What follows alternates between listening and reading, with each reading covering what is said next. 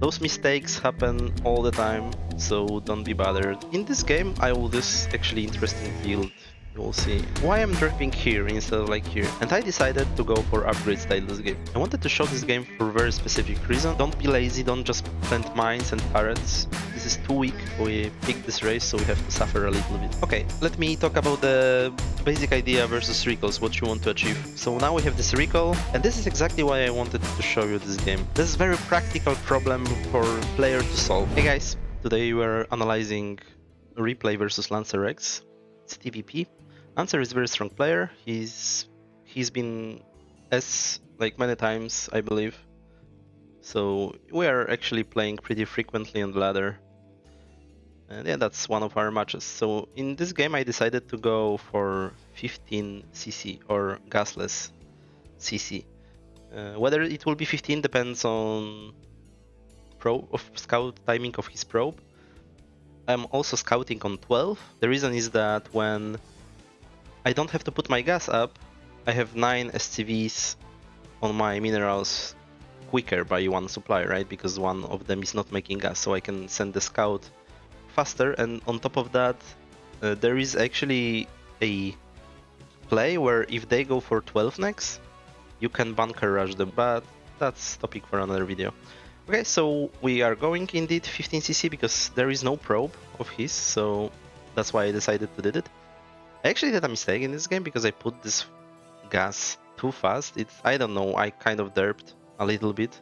It should be of course after the supply, so the build is wrong, but again, those mistakes happen all the time, so don't be bothered. So as you can see, even when we are playing on this, like, let's say low S rank foreigner level, we still make those mistakes. By the way, my building positioning is also not great because barracks should be one square down and supply as well. In this case, if he went zealots, he could actually go through there. This is wrong building placement, but yeah, I'm not doing this too frequently, and that's why I did this mistake. But it's actually pretty good setup right here. If you put barracks like that and supply like that, then he's very, very strong, even versus a lot of aggression. So I scouted him, and we will be going for factory. And in this game, I will do this actually interesting build. You will see. I don't think I ever did it on this channel to this point. I'm hovering with my scouting SCV here. I'm checking for proxy because I didn't see the Nexus, right? So I'm checking whether he's planning on something. So I check this position for proxy robo, but I don't see anything. Now I see the Nexus. And this is a very weird scenario. I mean, maybe not weird. It can be common, but very many Protosses won't accept something like that. So when they see you are going 15cc, because your economical advantage at this point is pretty big, they will very rarely accept this and just put down Nexus. The only thing he got from this position he's in is that he was able to make a robo before the range. And that's it for him. So my advantage out of the opening is actually pretty big. Okay, so the build is the moment the factory finishes, you go for port immediately. And what I will be doing is actually tank and 2 vulture drops. This is pretty nice timing that not many people know of, that when you go like machine shop right away, starport right away, you start siege and tank, then you go 2 vultures and mines, and it will align very nicely with the timing of your drop being in the Protoss main. So you will see what I mean in a moment. I need second gas pretty quickly as well, because I'm spending gas all over the place. And the next step is to get armor, because the follow-up to this build is usually you go for some kind of armory plus factories. Like, this will most likely usually expand towards 5 factories after successful drop, but it doesn't have to. It can also be upgrades. Because you already have your port, it's very easy to go +2. Okay, that was very important. So I showed him siege mode. That's very, very important, because this very many times will trigger Protoss to go for Nexus right away. And because they do that, it will stretch their defenses. Because now when they go another Nexus, they will have to protect it as well, so they will delegate some goons stand there and help with the defense of the Terran Nexus. I'm also going Crave right away. Also eBay, because I'm expecting River drop. Usually when they go Robo this quick, it means Rivers most of the times, not always. And mines right away. So as you can see, my mines are done quicker than needed even. If I were going straight to his main, they would be already done as well. But on this map, actually, it would be much better if he was on this position, because of course then my drop path is much shorter, but it's still fine. Don't like that. The whole point is I don't want to drop like that. I want to, on this map specifically, I want to drop behind his natural.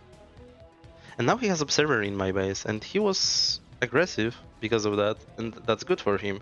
So we kind of are attacking each other right now. So I have this drop, and that's very annoying for him. He cannot mine there right now. But I am in troubles in my nut, and I didn't handle it like in the best way.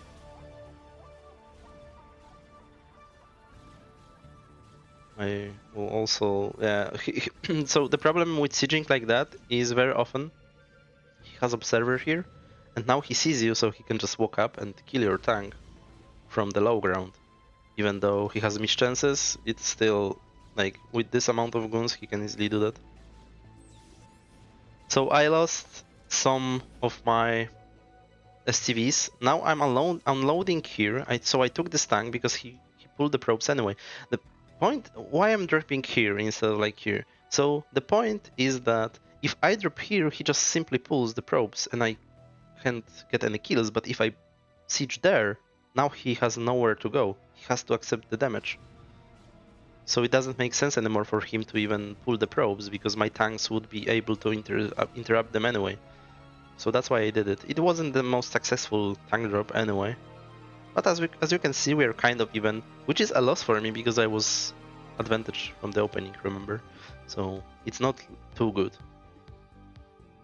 And he also got my dropship. And I decided to go for upgrade style this game. So I got my sci-fi, my +2, +1 is almost done, so I'll be going for +2 immediately. And very fast upgrades. I also got some kills with the Vulture here. I didn't show it, but it got like 4 kills or something. So you can see it in our worker count. And another CC. I also got the Goliath range, so now all my machine shop attacks are done at this point. I think I already got Vulture speed as well. And now, because my tech is finished, I have everything I need, I expand my factory count. So right now, what I need to do is to just make SCVs, supplies, units, and factories. That's very straightforward plan from now. I wanted to show this game for a very specific reason, and you'll see why later on. So I have some vultures on the map. You should always do that. Only a few is enough. Basically what you want to achieve with them is to like delay expansions. So you want to prevent Protoss from just simply sending a probe and get like Nexus going. You want him to work for it a little bit. Okay, and we got our third base, and pretty quickly as well, because I don't think he has fort at this point, right? Because we see there was no Nexus at 12, there is no Nexus here, so he probably has this base, right? At this point I should assume that. But yeah, nothing else. Now I saw Arbiters. I mean, Arbiter Tribunal, so we know Arbiters will be here. I'm going very important wall here, always do that. Don't be lazy, don't just plant mines and turrets. This is too weak. Usually they can just send few zealots and just bust you anyway, because the mines will get killed by a few zealots and then you have nothing. But this actually buys a lot of time.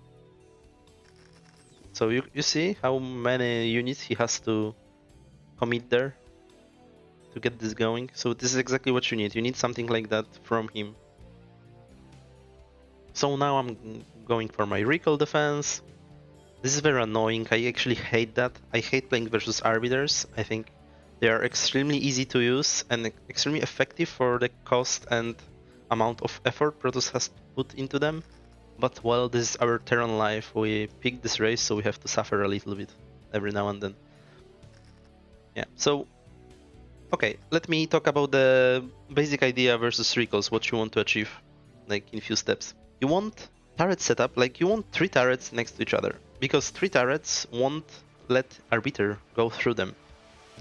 Arbiter flying like that, if those turrets were finished, if Arbiter flies like that, he will die from 3 turrets, but not from 2, so you need 3.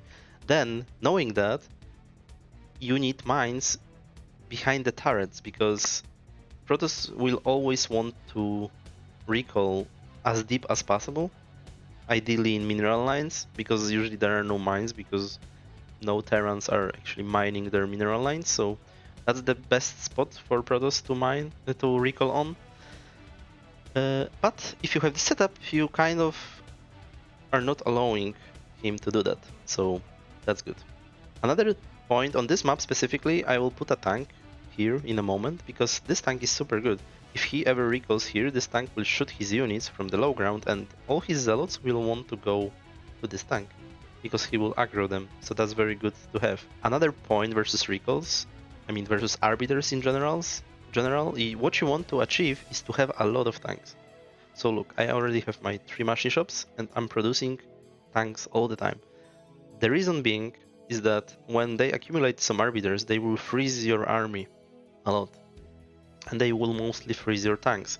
So if you have only like, let's say 12 tanks or 16 tanks or something like that, every stasis will be like 2-3 tanks disabled from the fight, and at the end you will have like 200 army, but he will freeze like half of your tanks, and suddenly you only have 10 tanks, and this is unwinnable scenario.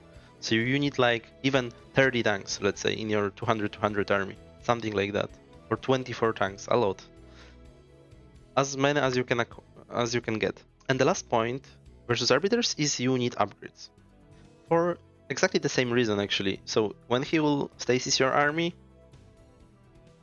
you want to have the best qualities of your units for the ones that stayed unstasis. So yeah, and of course, besides this trick with turrets, you want mines around factories, because this is actually like the worst spot to get recalled on.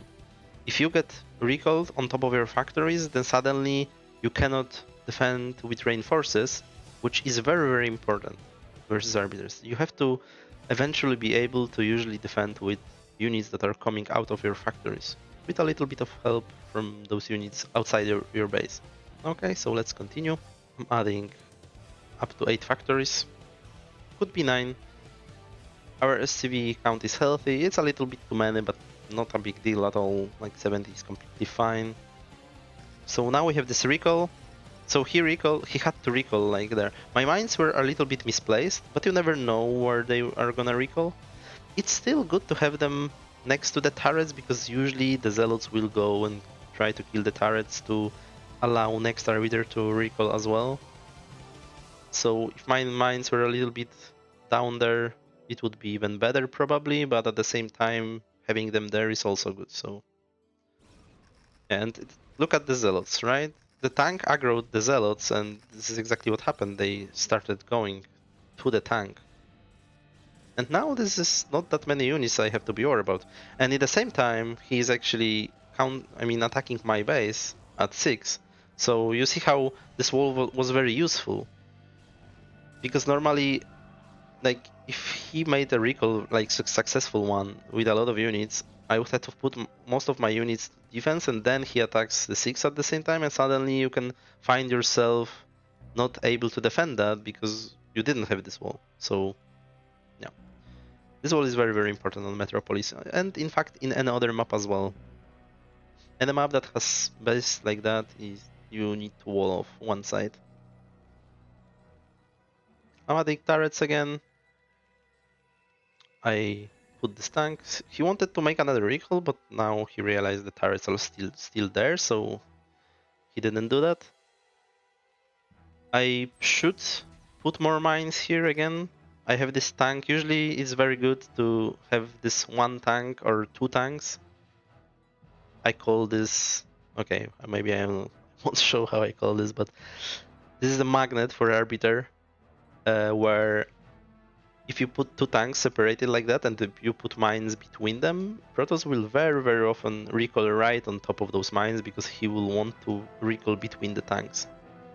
And that's very important to have setup like that because you never know who are you playing against. Maybe they will get tricked by something like that. Okay, and now we are going. Do I have my binds? Unfortunately no, so I cannot show you. In replays you always have like random person binds. And I have like 20 for tanks or something in the stack. Okay, and look. And this is exactly why I wanted to show you this game. So I'm attacking and he's recalling on top of my base. So that's a miserable situation, right? Because we know he has all those expos probably at the top of the map. And this is our only expo at this point. So what we would like to achieve is to actually get middle, for example, and then spread to the rest of the map from there. But in this case, when we got recalled like that, we have no choice. We have to do something on the map. We cannot go back and defend because we won't be able to catch up in economy with him. So even though our army is super strong with 3-2 upgrades, he will just produce so many units if we won't do anything about his economy that we will lose anyway. So the best decision in this case is to just sacrifice this base, use your powerful army you have, and try to just kill him, literally, without any income. And get this income in the process, of course. Like, if you are able to... I still have a lot of money, so I can build some units. I can also delegate some units to defend some bases. And when I'll be containing his base, the middle will open probably for me, and I will try to get bases that are available to me, that he is not defending. I also caught like transfers, so I know that his base in the top right and bottom right, because I saw those transfers being made, but I caught them, so majority of these probes just died.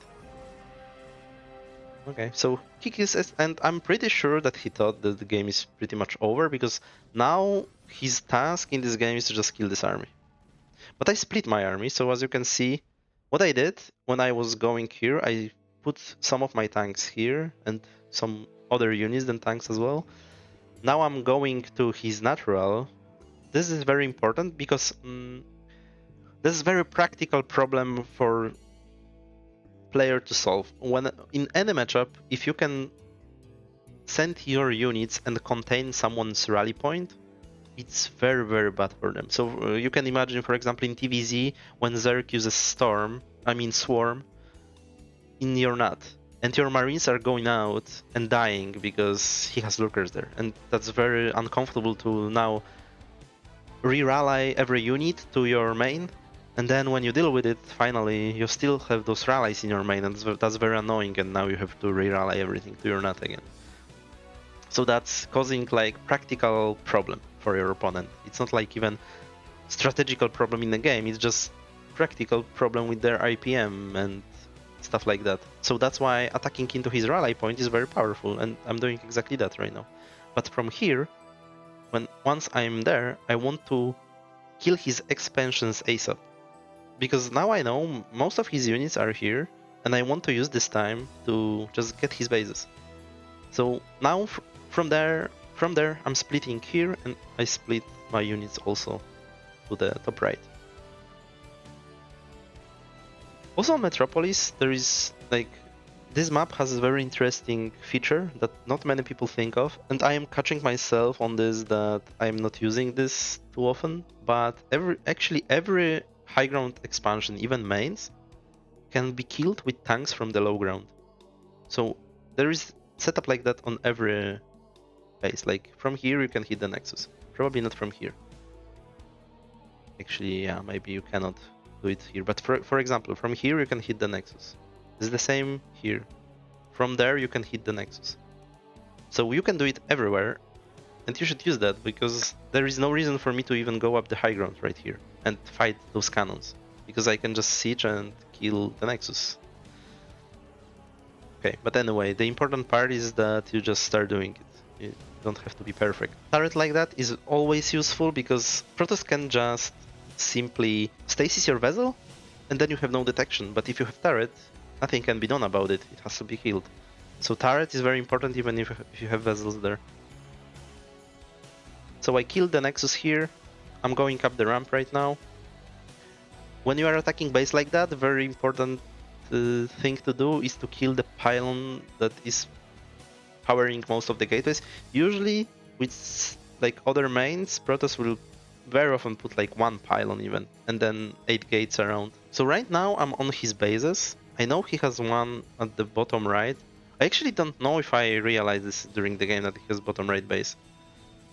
I don't remember. It was played a few days ago, but I know there is a base. But he used the units from 6 o'clock to kill those units. And now I decided to not kill his main. I think killing his main, while maybe useful, it's actually a waste of time. Because the most important thing for me right now is to just kill his economy. Because if he has probes still mining, he can rebuild somewhere else. But if I just kill his bases, then it doesn't matter that he has those buildings still. I probably could keep some units there, but usually you need not only some, you need a lot of units actually to be able to kill the zealots before they can get to siege the tanks. So if you want to stay with units there, you need to stay with a lot of units. So I decided to not stay at all. Managed to get some random HDs. And now I need a base, right? I know I need a base because I have no income for such a long time. So I'm building 2 CCs right now. I cleared 6 o'clock, so now I know this is takeable. And I'm gathering my army together. Because I don't know if he has any arbiters still. So like the worst case scenario is to split your army, get stasis somewhere and had your half of the second split killed. That's very bad. I also have 3 vessels, so that's a lot. I have EMP of course as well, so it's kind of not obvious what you should do in this scenario, because on one hand you know he has this base, but if you go there you won't be able to establish your own bases, right? Because he will just counter, especially with recalls. But now I scouted with the Vulture that he has army here, and this is the same concept. I use this exactly the same concept that you would use in like your normal first move out, where you see his army, you go for his army. Always killing army of Protoss first is usually the best decision. You don't go for expos, you go for his army, and this is exactly what I did in this case. And now I scouted this base, so now I realized why he was standing here. But it's very bad for him that he actually fought that. He should delay this engagement as long as possible. He should probably go here or something like that and save those units. Because now when I kill those units, I was pretty much sure that I'm gonna win this game. Because my army is just so powerful with those upgraded tanks. Or upgraded mech rather. Also to kill this expo I don't need to use a lot, I literally only need few units. So I think I will present... Yeah, so in this situation, look, like those tanks can actually hit the Nexus. So we don't even go... You don't need to go up the high ground in this situation. And you should use that on Metropolis. Now my random mine spots his army, so look how good it is to have those set up like that. And now I'm just camping my base and trying to be defensive. I managed to hit MP on the Arb. And my tanks are, like, if you have siege tanks before Protoss engagement, you will almost always win the battle. That's why Protoss will always try to catch you without siege tanks, because they know it as well. Yeah, now since I crushed his army and I have 2 bases, as you can see right now, it was pretty easy decision to actually go and kill him. Because I felt like he cannot have much more. And very soon he will just resign. Because he realized he cannot crush even part of my army while majority of it is here. Okay, that's it. thanks guys for the comments you leave, for the likes you give, and for subscribing. I actually had a lot of subscription during this weekend, so I'm pretty happy with that. Thank you for that, and yeah, see you next time. Bye bye.